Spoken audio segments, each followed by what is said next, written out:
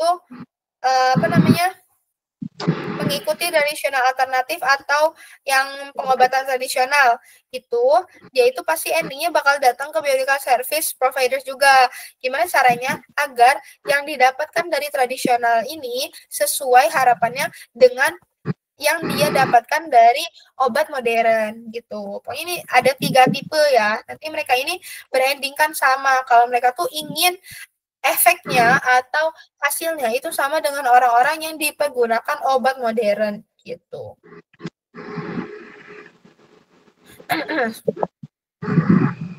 Nah, ya ini sama aja. Udah selesai. Intinya ini. Yeay. Udah deh. Yeay. Ini dihafalin. Maksudnya dipahamin aja, nggak usah dihafalin.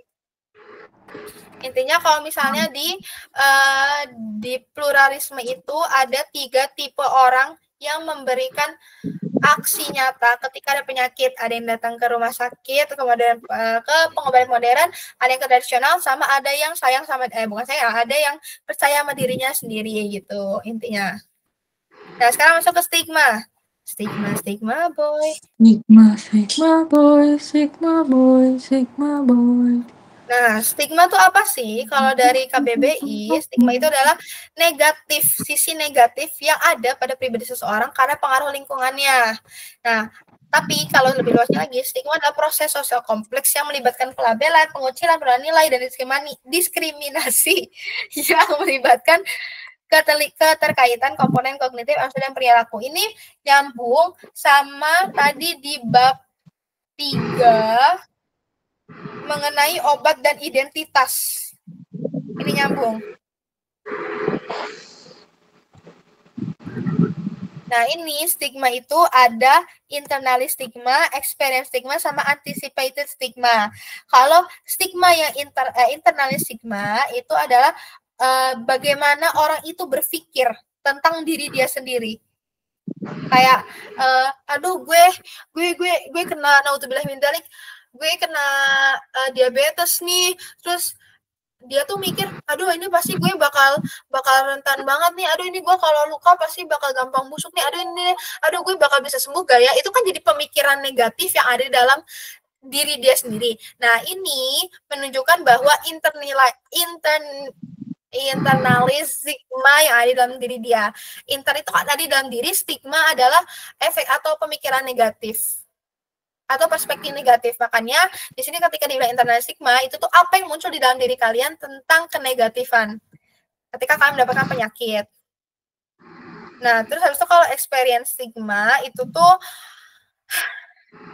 dia itu sesuai dengan experience apa yang udah telah dia lewati. Kayak contohnya awalnya dia mikir oke-oke aja, kayak naudzubillah min dzalik, aku kena diabetes nih, berarti aku harus jaga pola makan, aku harus diet, aku harus jaga pola hidup, aku harus nge-gym, aku harus minum obat ini, aku pasti bisa sembuh. Awalnya dia mikir baik, dia tidak memiliki internalized stigma, tapi orang-orang di sekitarnya itu memberikan pemikiran yang buruk ke dia. Ih, kamu kan diabetes, kamu jadi gini. Kamu nggak boleh asal tahu kan kamu diabetes. Ih, kamu pasti nggak jaga diri kamu ya. Pasti kamu pola hidupnya nggak baik ya, makanya punya diabetes. Nah, itu akhirnya menjadikan dia memiliki experience yang jelek. Nah, experience jelek itu membentuk stigma. Jadi, pemikiran negatif yang dibentuk oleh orang-orang di sekitarnya terhadap apa yang telah pernah ia lewati. Gitu. Tapi kalau antisipasi stigma itu adalah orang yang memperkirakan sejauh mana orang yang memperkirakan akan mengalami prasangka tersebut. Contoh, kan dia misalnya di dalam diri dia udah berpikir positif. Dia di sini aman. Terus di sini dia juga berpikir positif walaupun orang-orang pada ngejatuhin dia. Tapi kocak. Tapi apakah itu akan bertahan lama di anticipated stigma itu? Apakah setelah apa yang dia lewatin semuanya itu dia akan bertahan lama dengan pemikiran bahwa dia bisa sembuh? Karena ada orang yang kayak dia bilang, aku gak peduli sama omongan orang, apa sih orang-orang cuma pengen aku mati, gini. Tapi, apakah dia akan kuat dengan ucapan itu sampai dia akhirnya sembuh, atau secara diam-diam dia juga punya pemikiran bahwa, apa aku gak bisa sembuh ya, aku bisa bertahan gak ya? apa aku bentar lagi ini ya, tuh kalau misalnya aku punya luka gimana? Nanti akhirnya antisipasi stigma, ketika dia turun antisipasinya terhadap stigma, itu bakal balik lagi ke sini. Keyakinan dia terhadap diri dia jadi hilang lagi, gitu. Jadi yang awalnya udah positif, experience-nya dia udah positif ke orang, pas di sini dia nggak bertahan kuat. Akhirnya karena dia nggak bertahan kuat, balik lagi ke sini. Di dalam diri dia diobrak-abrik. Keyakinan dia kalau dia bisa sembuh itu diobrak-abrik. Akhirnya di dalam diri dia jadi jelek. Dan ketika dalam diri dia udah jelek, kesininya sesuai experience-nya dia, ketika ada orang yang ngejelekin dia jadi makin kepikiran. Dia jadi makin kayak, gue nggak bisa sembuh ya. Kok orang-orang pada bilang gini, kok gini. Aduh, gue ada luka nih, terus gue harus gimana. Akhirnya karena pemikiran itu memberikan efek yang makin buruk stigmanya. Akhirnya antisipasi stigmanya itu makin tinggi gitu. Oke. Nah, di sini tuh dijelasin apa itu stereotip, prasangka, dan diskriminasi. Stereotip itu adalah keyakinan yang ada dalam diri kita atau keyakinan yang diumumkan atau digeneralisasikan terhadap tentang suatu kelompok atau kelas tertentu. Contohnya yang tadi kita bahas di kantin, anak teknik itu red flag gitu. Itu kan ada stereotip, itu adalah pemikiran general yang sebenarnya itu gak secara khusus, emangnya semua anak teknik toksik gitu loh. Nah, makanya di sini stereotip itu adalah pemikiran umum yang dimiliki oleh suatu kelompok. Kita nih mikir, anak teknik itu playboy semua, padahal nggak semua kan gitu. Nah, kalau prasangka itu adalah keyakinan dalam diri kita. Nah, stereotip itu kan kepercayaan dalam lingkungan besar. Nah, tapi yang prasangka itu apa yang di dalam diri kita. Kita mau percaya sama stereotip ini atau enggak itu sesuai diri kita. Kalau misalnya kita enggak percaya atau percaya, itu yang dinamakan prasangka. Itu keyakinan kita dalam diri kita. Nah, tapi kalau diskriminasi itu yang udah kita ketahui semua adalah perilaku buruk yang membeda-bedakan di antara kita. Kayak kalian ngebeda-bedain aku sebagai orang Sunda dan juga orang Jawa gitu. Contohnya itu. Gak bercanda. Nah, terus di sini ada dampak stigma. Nah, di sini jelas gak sih? Apa ngeblur? Tapi ya udah nggak apa gitu. Yang kecil-kecil nggak aku baca, tapi yang gede-gede bisa. Oke, saya. Nah, gini aja deh. Nah, di sini itu ada impact dari stigma tersebut. Nah, impact tersebut itu yang pertama nih dari sini nih, kita dari bawah dulu nanti naik ke atas. Nih, dari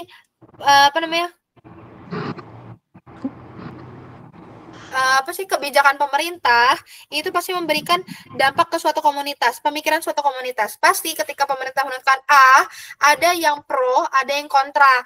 Nah, itu nanti akan dibuat suatu organisasi. Ada organisasi yang mendukung pro, ada organisasi yang mendukung kontra. Nah, nanti itu akan kembali lagi ke intrapersonal. Dari organisasi itu kembali ke interpersonal. Interpersonal itu lebih kecil dari organisasi ya. Contohnya organisasi ini suatu hal yang besar, tapi interpersonal itu antara aku dan Hima.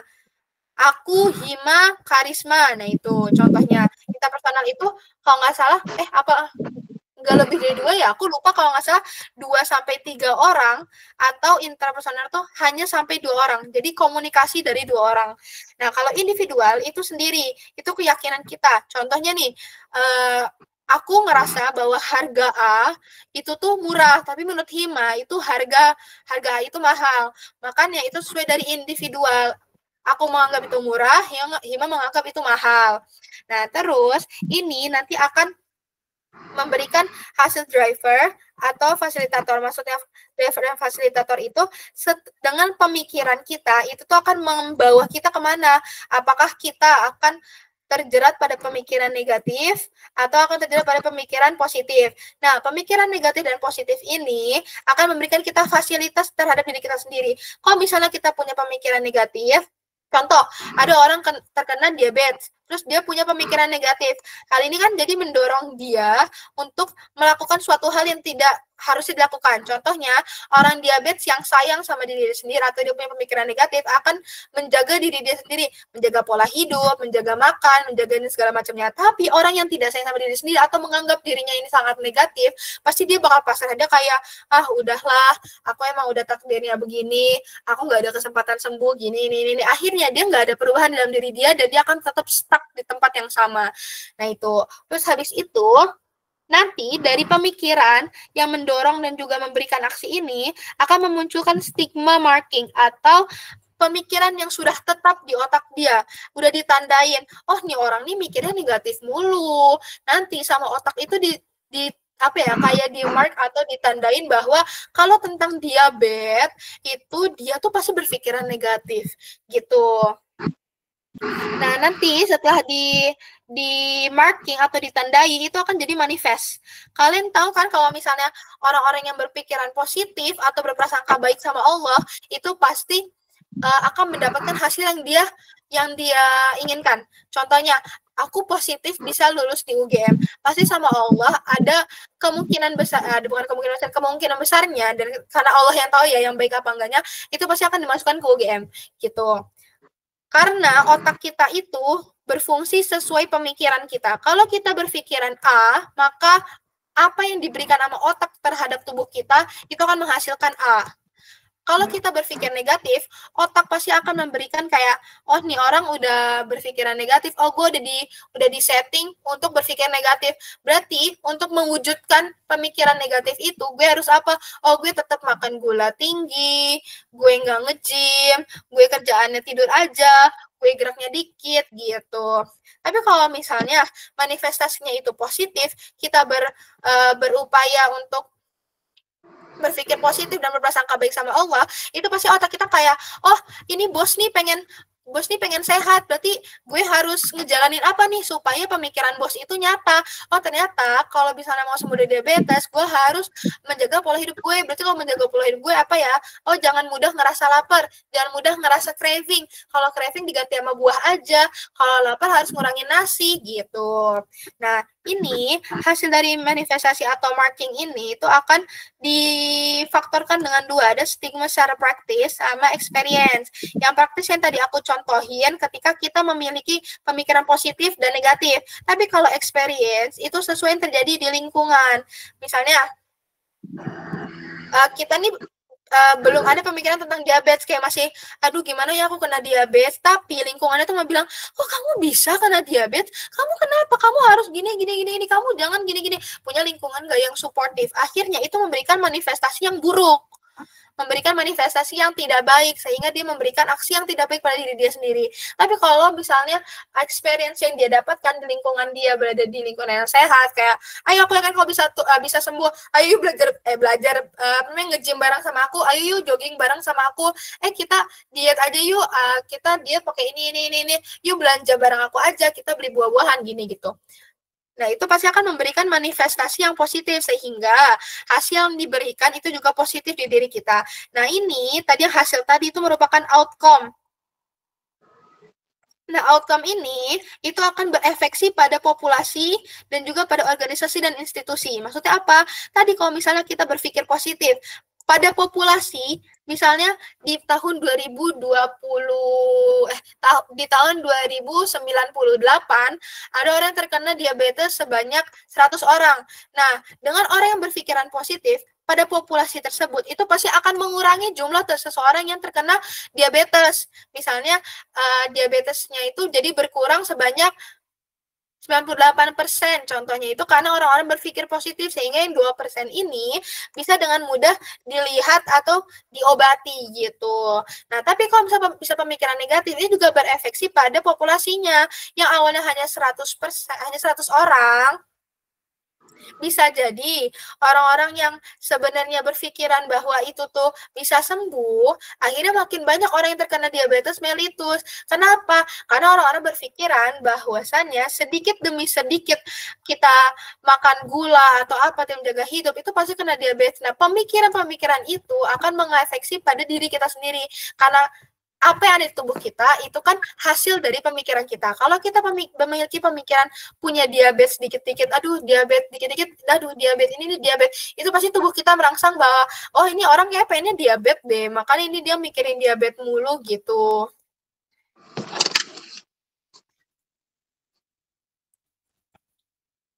Ya, oke.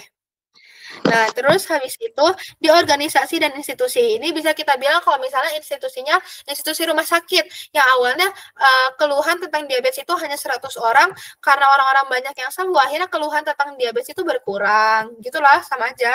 Kan bedanya ini populasi di lingkungan, tapi ini adalah organisasi atau institusi rumah sakit biasanya kalau tentang diabetes gitu. Nah, nanti hasil outcomes ini akan memberikan impact terhadap sosial dan juga kesehatan di suatu tempat gitu, kayak sosial masyarakat ini gimana sih kalau misalnya terkena penyakit, apakah dia akan memiliki stigma positif atau stigma negatif gitu.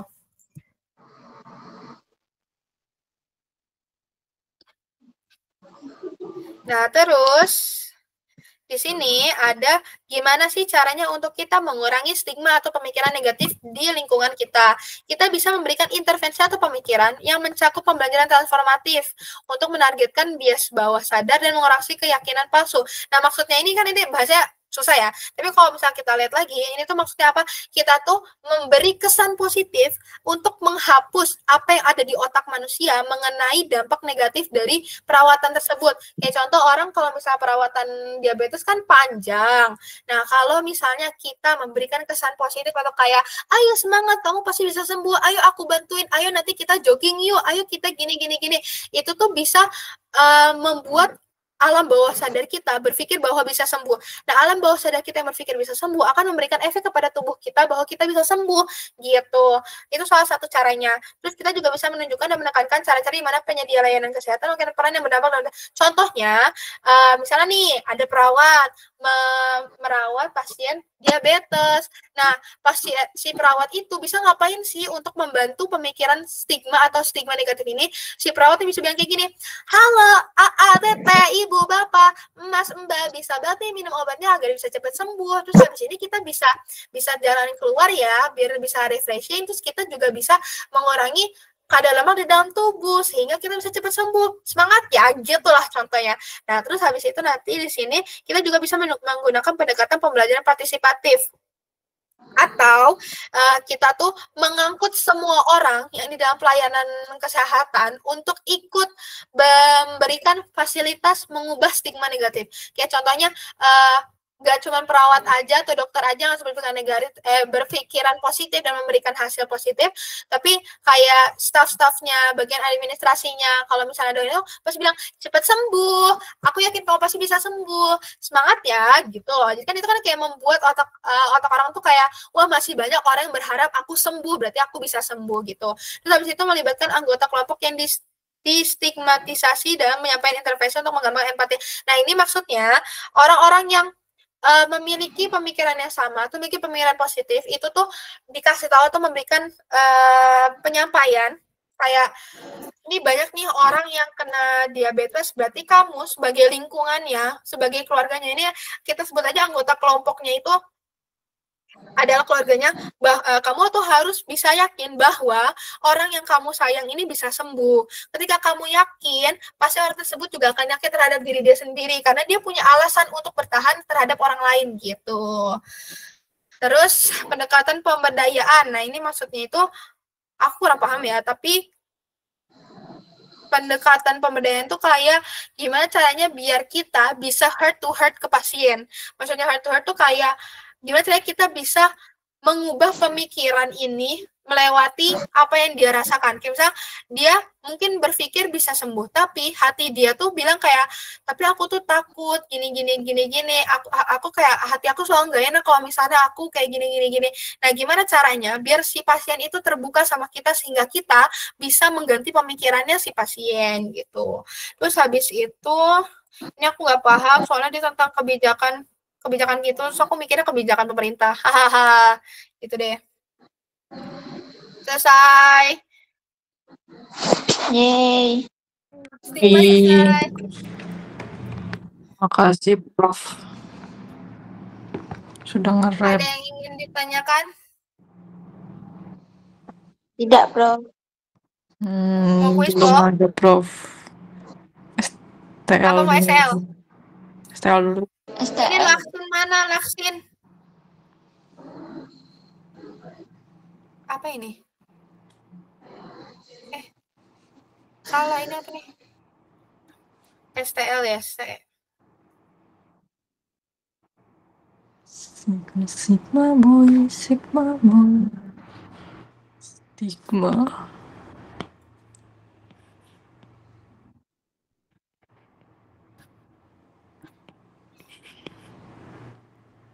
Yang mana ya? Kita dari UTS 2021 dulu. Dikit ternyata ya. Oh, nggak jadi banyak. Itu yang satu lagi soal tuh.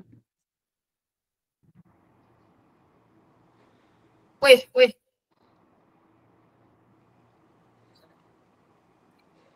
Bukan. Pengen pipis dulu, sorry. Ya udah pipis dulu.